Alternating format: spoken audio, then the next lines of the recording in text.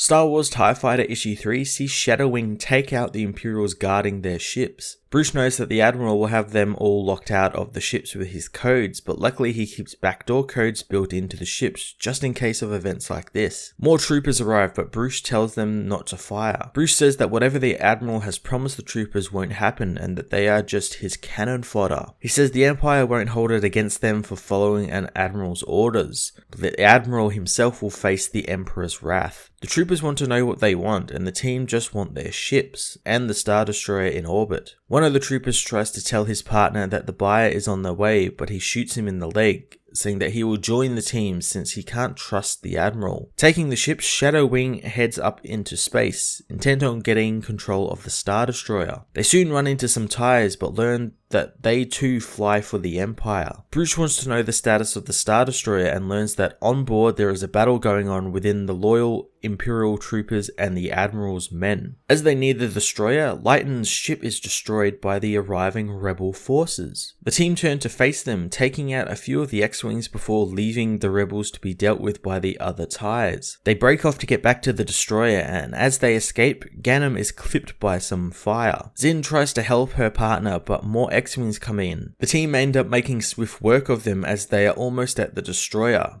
Almost there, Zin is killed by a lone X-Wing that peels off after destroying her TIE fighter. The remaining 3 interceptors make it to the destroyer, and aboard, Jila consoles Ganem, telling him Zin would be happy and they completed the mission. Ganem leaves, saying she would be proud as the destroyer heads into hyperspace. 6 months prior, Bruce meets with Major Keyes as he fixes his fighter. Walking with the Major, Bruce learns that he lost most of the squadron in the Lyja system and he's been rebuilding from scratch. Bruce wonders if his current squad leader requested that he be moved and is shocked to learn that the Major actually requested Bruce to become the new squad leader. Bruce declines the generous offer since he isn't someone who was born to be a leader, and the Major knows he's scared of the responsibility, which makes him a good fit since he wouldn't want someone leading who wasn't scared. The Major says that the people who get their team killed are the ones who see leadership role as a stepping stone, and he knows Bruce understands that and knows it's not that. The Commander wonders about his reputation and rumors,